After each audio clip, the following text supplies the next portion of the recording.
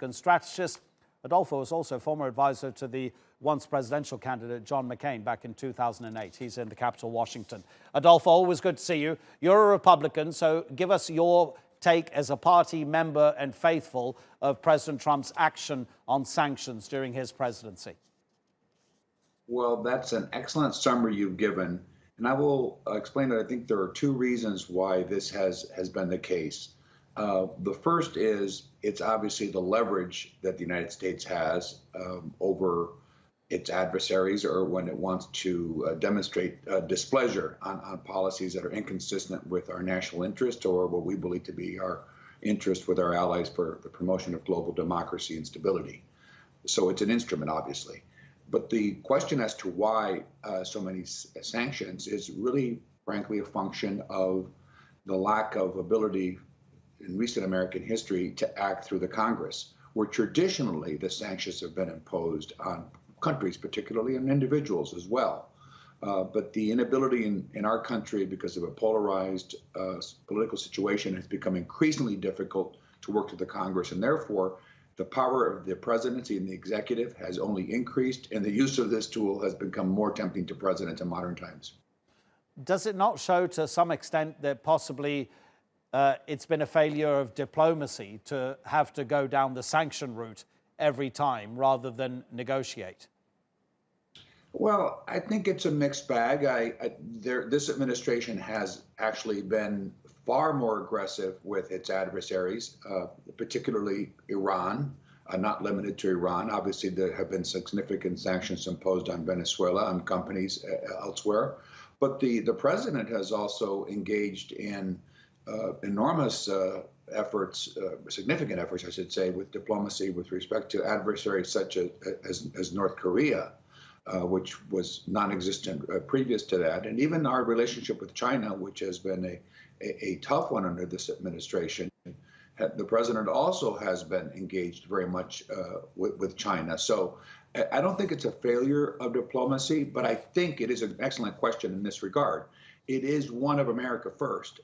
The collective efforts to work things with allies have been less of a priority, but those have also been a snail's pace in the past to get things done. So the administration has been much more agile and firm and able to impose these sanctions without the cumbersome policy of the previous administrations of working through allies.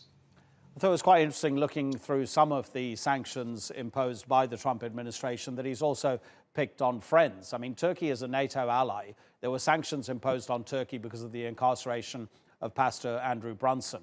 And then Germany is a huge ally of the United States. Sanctions were placed that affected any company doing business on the Nord Stream 2 pipeline, which is so critical for Germany to get gas from Russia. And they weren't directly sanctions on Germany, but on any company that did business for Nord Stream.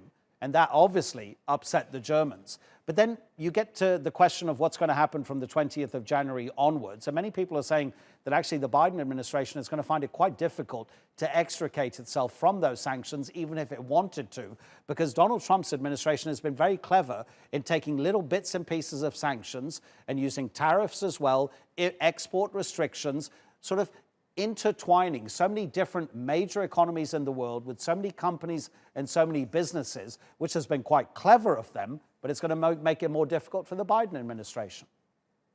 Well, that's absolutely correct. Let me pick up on the last comment, because I think it's a very insightful observation, and I can entirely share it. Every administration likes to ensure that its legacy, its policies, survive it to the extent possible. And this administration is no different in this regard. I think the president has been far more aggressive in that regard for the examples you cite, principally because his administration has been a departure from those in the past that have applied these more gingerly. We have applied, of course, sanctions on a host of our allies over the years. It has gotten more notoriety under President Trump because there have been a larger number, that is true.